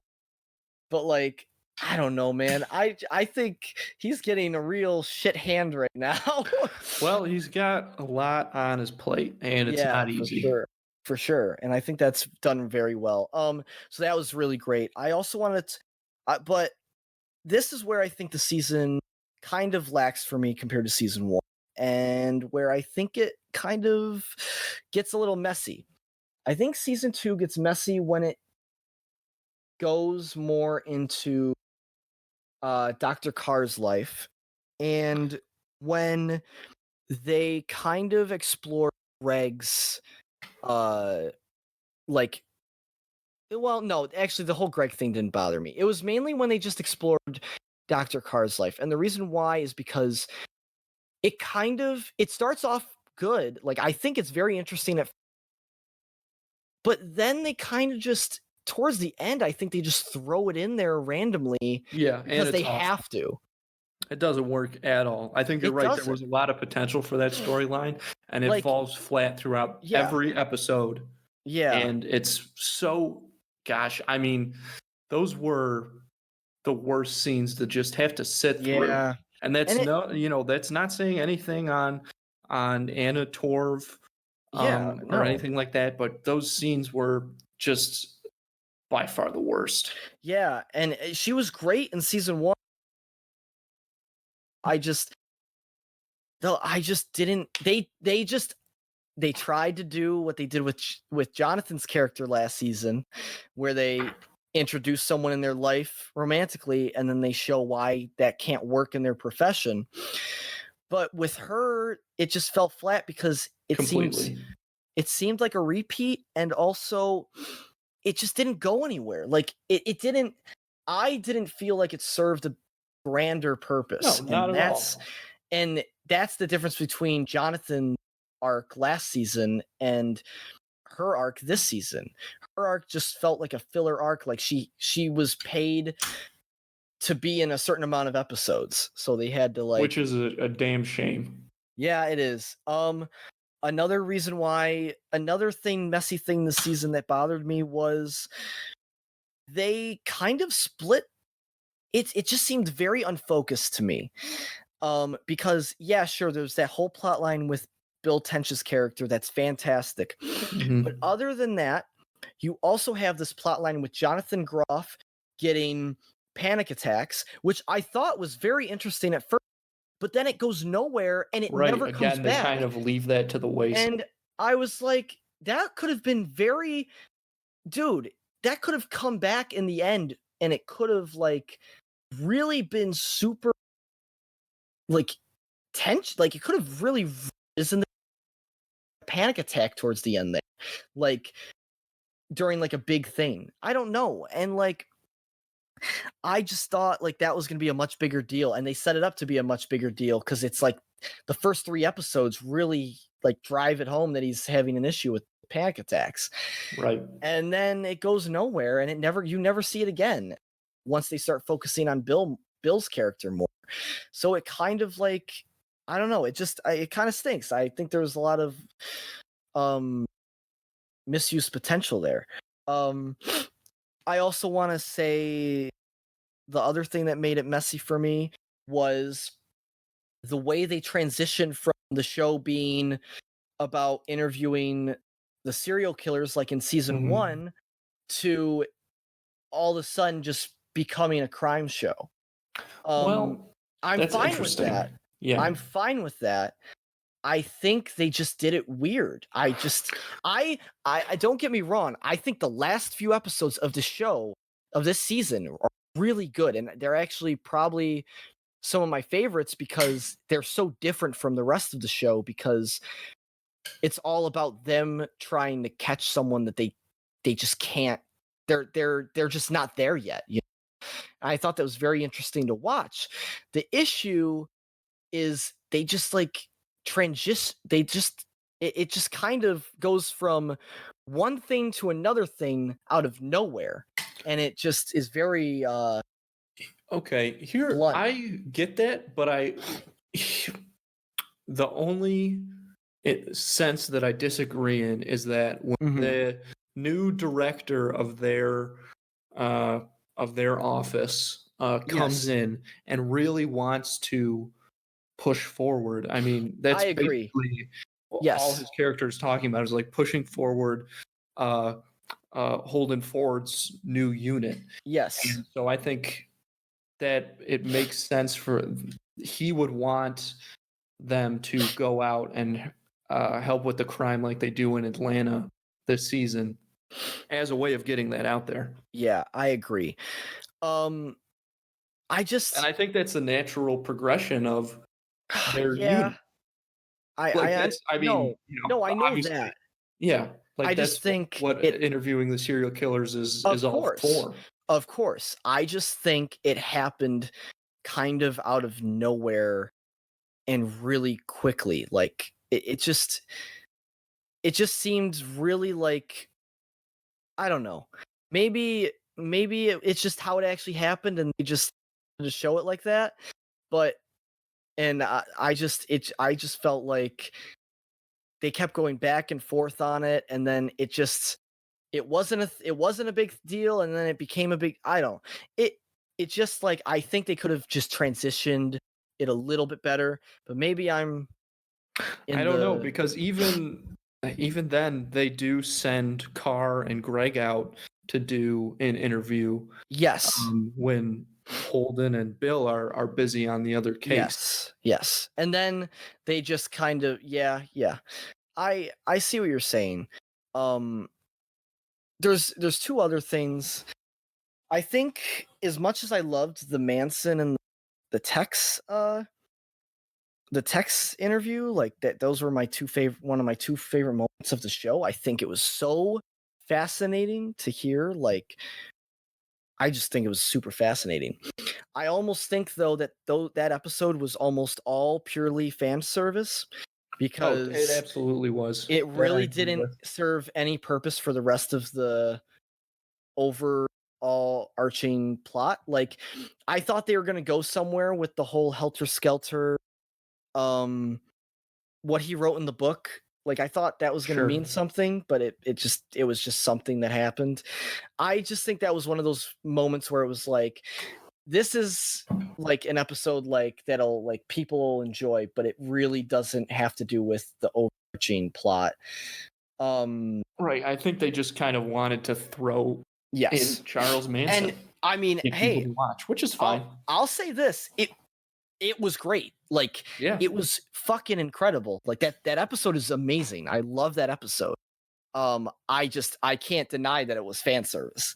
But the last thing that I really had an issue with, and as I'll end on this with my grievances with this season, is it had basically it set up a lot of things in the first few episodes that were very promising.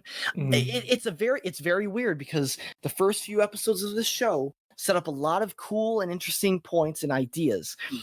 And then the middle of the show drags because you realize it doesn't seem to be going anywhere. And then the end of the show picks up again because you're finally like, you finally understand like what the show is trying to do this season. And I think it was very just all over the place in that sense. And I was disappointed by the end of the show, honestly, by the end of the season, honestly. I liked what they did this season, but I just think it was kind of everywhere. And I'm kind of disappointed they didn't take advantage of the things that they set up that they could have taken advantage of. And I guess that's all I really want to hit on that. Yeah, well, I want to hear. I've been talking a lot. I feel like more for this segment, so I want you to say, what did you like? Is there anything else? Like, what do you think about this whole? Like, what did you like? I would have to agree with that issue, your final issue there. Yes. All I can really say is, I think that the point of this season overall really was to show development of the unit, not like the individuals. Yes. I mean, we talked about, obviously, they delve more into storylines focused on Bill and Dr. Wendy Carr. Yes. But like what the next step is for their unit. And that's why I think the serial killer interviews are a little undercut this season because, I mean, they've already interviewed like the biggest serial killers. Yeah, they did. And the reason that they're doing that is so that they can use that information in the field.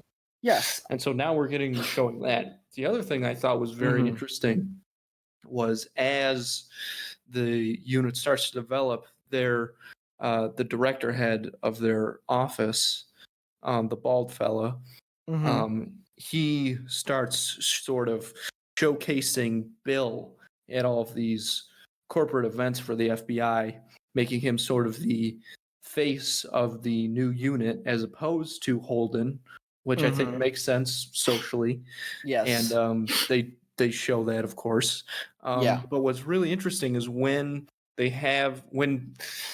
boss is kind of showing Bill off to, the other directors and things like that, and the head of the FBI. I thought it was just really interesting how captivated everybody was with Bill's stories of these violently insane people. I just thought that was just an interesting way to kind of juxtapose the criminals and the people that are supposed to be catching them. And it's a very big plot point too in both seasons, where he's struggling with the fact that he has this job that is not usually appropriate to talk about, but he kind of enjoys talking about. At least it seems like he does. And people enjoy hearing about it. So that's a struggle, like with his character too. I couldn't agree more. I also just like how the show, I think, does a really good job of expressing the pressures of bringing a new science into the mainstream. When people really have no idea what you're talking about. Yeah, because it does that very well. Yep, because the DA won't believe in psychology yet, and it's crazy. It's very interesting. I wanted to say one more thing. We wrap this one up because we've been talking about this one for a while. It's 9 episodes, Yeah, I do just want to say they. One other thing that I was a little disappointed on that I didn't mention was they set up. I mean, in season 1, Jonathan Groff's character is he's very unorthodox and he gets in trouble. That's a very big thing that happens a lot in season 1, and it's interesting because you want to see him succeed, but he also gets himself in trouble. So it's like a really cool thing to watch. The issue is this season where the new director talks to Bill Tench's character and Dr. Carr. When he talks to them, he tells them, "Hey, I need you guys to keep an eye on him and make sure he doesn't get into trouble and stuff."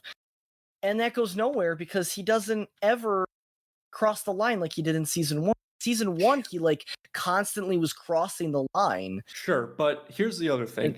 People at this point are starting to become more perceptive of his ideas. So that line is getting stretched for him. He's got a lot more leeway now. People are realizing this guy has some credibility. Yeah, that's fair. I will say, I don't want to end on a negative, so I will say I really, when Jonathan Groff's character would he has some moments in this season where he gets genuinely really about how he perceives how things should work, but how they actually in reality work. Sure. Because they really hit on like, the issues with politics and crime, and how they just sometimes like one takes more importance over the other, even though it probably shouldn't. And it's very interesting. It's a very interesting and compelling point that they make this season, and I really I could not agree with that one. That's where it really started to shine in the last few episodes. And yeah, that's all I guess we can. I mean, we talked about a lot. I don't think we spoiled, and we didn't spoil too much either. No, I don't think so. I really think like if you seen season 1, please see season 2. If you haven't seen season 1, please watch season 1 and then season 2. If you don't want to watch season 1, watch season 2.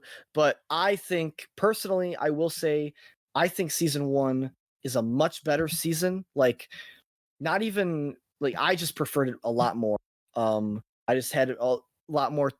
I just think it was more put together and more enjoyable altogether. Mm-hmm. And if I had to rate this season, I'm gonna have to give it. Oh, I think I'm gonna have to give it an 8. Okay. Wow. I think I'm gonna have to give it an 8. And this is what I'm gonna say. I'm gonna give this an 8. And I'm gonna give, just so you know, like how much I liked season 1 more, I would give season 1 like a 9 or a 9.5. Okay. Like season 1 is like incredible. Interesting. Well, I'll tell you this, speaking as someone who has not watched all of season 1, as I've said, I'm going to have to give this one 7.5. I almost gave it a 7.5. I was thinking of, I went a little higher than I was deciding between a 7.5 earlier, and I went with the 8, but I completely agree. Like, I could definitely give it that too.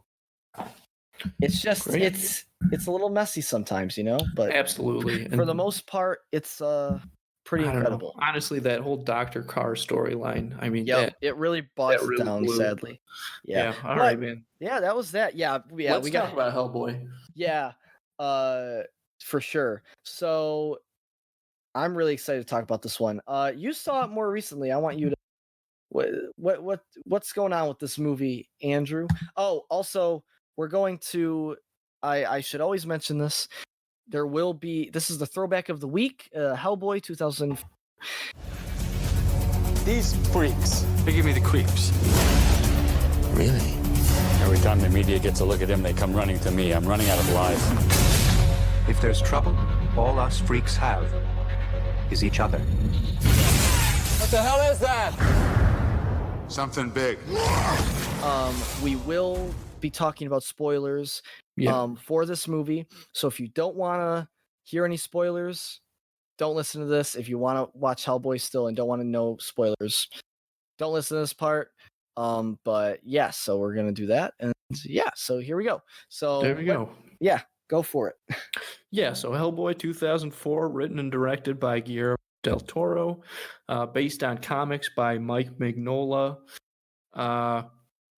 focuses on Hellboy, who was found by this British army unit during World War II, and these Nazis were, with the help of Rasputin, who a lot of people know is a very unique historical figure. Yeah. They try to open up this portal and mess everybody's shit up with some supernatural technology. So now cut to it is present day, right? Like it's supposed to be present day in 2004. So cut to present day. Hellboy is now grown up, and Rasputin is back, and with the help of the what's the name of the organization? Like the Bureau. The Bureau, I think. Basically the Bureau for Abnormal Incidents. Yes. They have to once again sort of take Rasputin down, and Rasputin is trying to get Hellboy to switch sides to quote unquote fulfill his destiny, yada yada yada. Yeah. Similar, not unsimilar to the 2019 version. Yes. At least that aspect. Yes. But here's the first thing I want to say, because I mean we have to compare them. Like that's just going to come up. Oh, we have to. And I compared it I compared when we were reviewing the 2019 one. I kept comparing because I want to start right away. Because I need to know. Did watching this movie make you realize how much worse the 2019 one was? In a lot of ways, yes. I have to say that I cannot stress this point enough. The biggest thing that really nailed that for me is the fact that Doug Jones's character, Abe Sapien, was not prominently featured in the 2019 version. Yep. And, I mean, I don't remember what I gave 2019 Hellboy on the TV show, but it wasn't. I would have given it so much lower based on the fact that Doug Jones was not in it, because he is so awesome. He's amazing, this movie, dude. He is great. I mean, so good. The first thing about this movie, I gotta say, obviously Guillermo del Toro is incredible. He's a very visual, visually. He's known for his visuals, I feel like. Sure. And man, the visuals in this movie. This movie came out in 2004, and I want to say this movie aged pretty damn well. I think the most part. A big reason for that. It's all practical. Is exactly that's except the fire, but the fire still looks okay. Yeah, like that's easy enough. But the practical effects are, oh my god, incredible in this movie. And I just love the vivid colors of the creatures that they just stand out from the background and everything else in the scenery so much. Wow, it just man, it's so cool. I know. It's just it's fun to look at. It's fun to watch. I completely agree for those reasons. And what's the main character? Who plays the main character? Who plays Hellboy in Ron Perlman? Ron Perlman, that's his name. He, I had high hopes for David Harbour. Oh, absolutely. But Ron Perlman, I just don't. I don't get it. I don't get why they didn't recast him. He was open to being recast. A subtlety to the Hellboy performance, and maybe a reason for that is that maybe they're not asking too much of him. But I mean, it's an excellent portrayal. See, and they did it perfect because this Hellboy compared to the 2019 Hellboy, this Hellboy, it's very obvious. It's very obvious how they do how they integrate his wittiness and his humor to his character, but it's not overplayed for laughs compared to the 2019 one where it is. Like this one, it just comes off naturally. Absolutely. That's why it works. There are like moments where it does these kind of one-liners that I think in any other situation would be awful. Yeah. But they really kind of work here. Oh, they're so because they don't overdo it. Yeah, dude, he is like some of the cool. It's fucking awesome. It's so cool. I what else did I want to hit on? And you like feel for his character, like very emotional,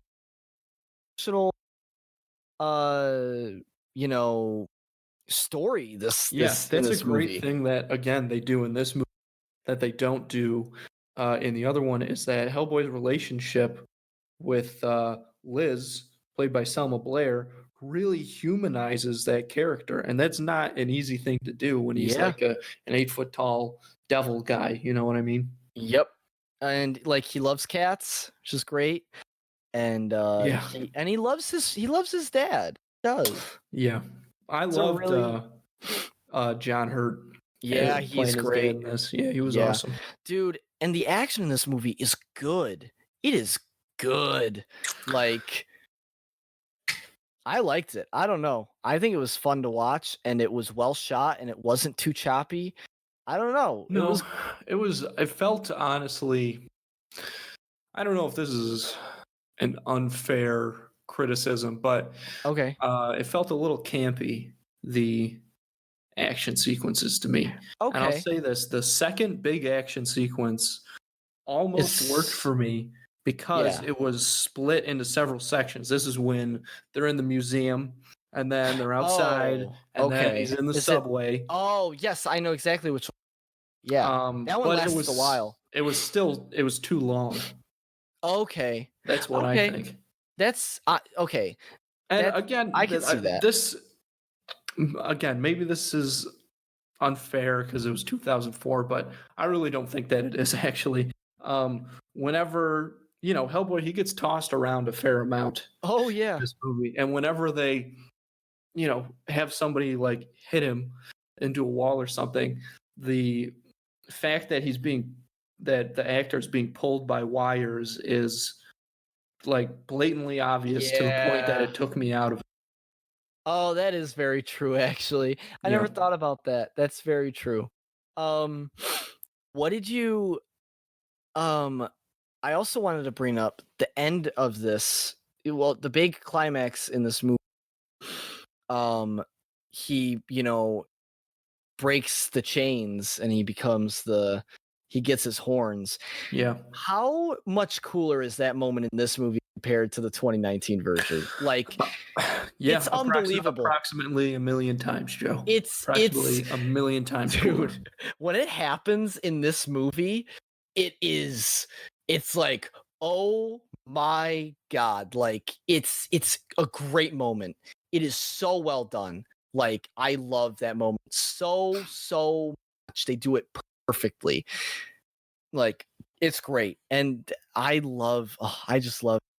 really like this movie. Like, yeah, it's just so, I'm honestly like, it's nostalgic for me because I watched it when it first came out. Mm-hmm. And maybe not when it first came out, actually, because I'm actually very, I watched it when I don't know, a few years after it came out, and then I watched the second one, and I wish the second one. I really want you to watch the second one because it as good as this one is, I think the second one's even better. Yeah, that's what you keep telling me. The second one is, and I really want to see it. And it sucks because Guillermo del Toro, wanted to do a whole trilogy, and he never got the funding because Hellboy 1 and 2 both got they were very well reviewed. Yeah. But the second one didn't make enough money for the studio to greenlight him another script, which sucks. Because man, I would have loved it, dude. Because it's such not even the fact that it's such a sort of niche comic. Yeah. But the fact that it is, at that time, that it was a comic book at all. Yeah. It's so interesting and it's just so cool. And that's why I really like it. Like, that's why I really just like these movies. And they're like the first adult superhero movie. Like, yeah. It's so cool. I don't really have anything else to say about this one. All I want to say, I just want to say this one last thing because it'll help me explain the rating that I'm going to give the movie. Okay. Oh boy. So this is something that I think works against the movie watching it now. Okay. And is a reason, maybe the only reason, that the movie didn't age well. Okay. Well, not that it didn't age well, but if you were You're to just say saying, something about that, this I got particular you. part did not age well. And Okay. that's the John Myers character, who I understand Oh that yeah. he's there for the audience to sort of identify with, to like latch onto when, you know, these paranormal things are getting too crazy. And I think that this character device is going to the wayside as audiences now are becoming so much more receptive to sci-fi and fantasy films as a mainstream genre. Obviously, that's super prevalent with the MCU. So his addition, that character's addition, I really did not enjoy one bit. I agree. No, I actually do agree. He's a little just too much. Like he's just there to call. I don't know. There you go. He's in the second movie too, but I definitely think he's a lot better the second time around. Sure. I would Which say makes that. sense because, you know, assumedly people watching the sequel are already familiar with the world. Yeah. And the second one also, it came out a few years later. Like, it came out quite. Let me look it up actually before we stop talking about this one, because I'm actually really curious, because the effects are a lot better in the second one from what I remember. Really? Yeah, let me look up Hellboy 2, The Golden Army. 4 years later, 2008. Wow. Yeah. This movie was so cool, dude.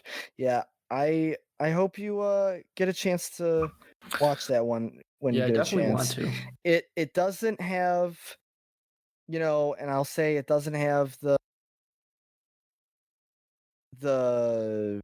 what's the word? It's not on Netflix, but like, and I don't think it's on any other streaming service. But I mean, it's a fun one. But yeah, I'm gonna.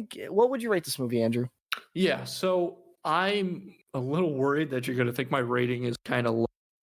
And I get that, but I do think for, you know, the movie's very long, probably honestly a little long needed to be.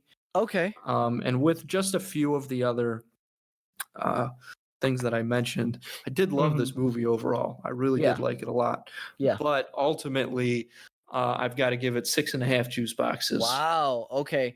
That is a little low. It's not. If you gave it a 6, I would have said you're absurd. 6.5 though, I can I can see that for sure. 6.5 is as low as I'd ever go though. I think just having watched that right now for the first time, and obviously he's out there now. Yeah. You know, that I think I just feel like that's where it stacks up. Okay. If I'm gonna give it I'm actually gonna give it an 8. Wow. Yeah. I mean, I haven't seen it. There are a lot of elements that it does. Yeah. I will say this. I haven't seen it like super recently. So maybe it did age more poorly than I believe. And maybe I would bring it down. Maybe if I saw it like today, I would bring that score down to like a 7.5 or a 7. Sure. I would never go. I can understand a 6.5 rating for sure. I'd never go below a 7 with this movie. And I would never go above an 8 with this movie. Okay. I think it's like, so honestly, I could probably give it a 7.5 and be fine.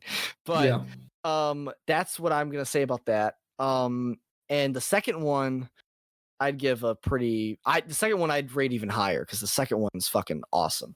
But yeah, so very good, very interesting.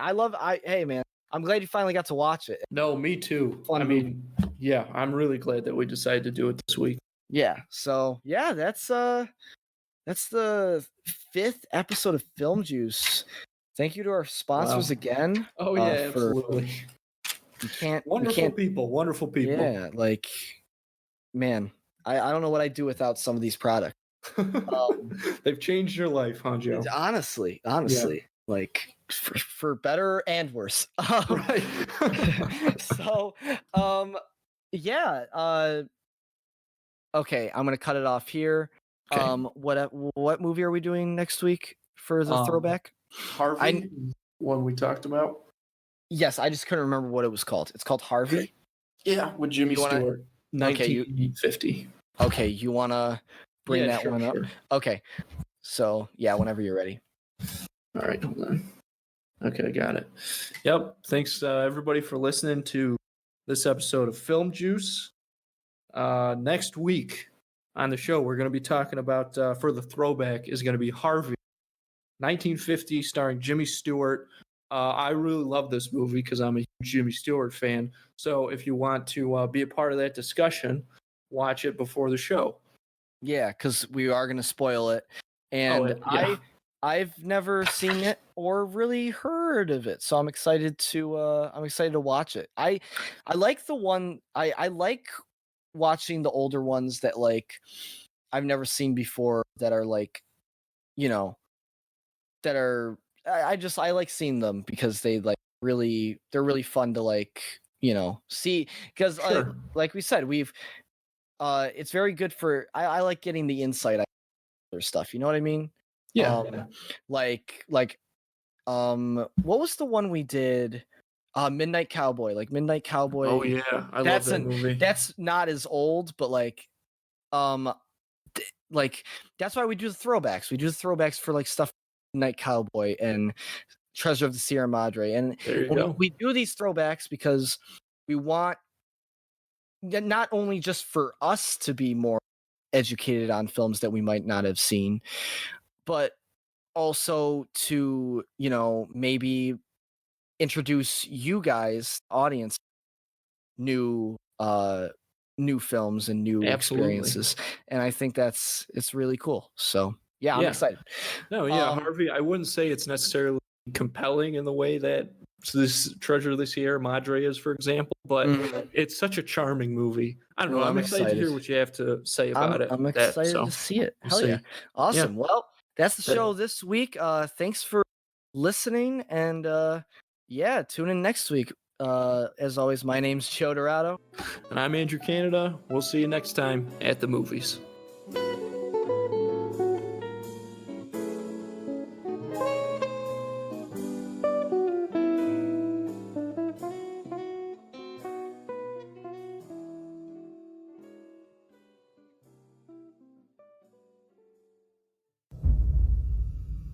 Are you gonna be okay? How big can it be?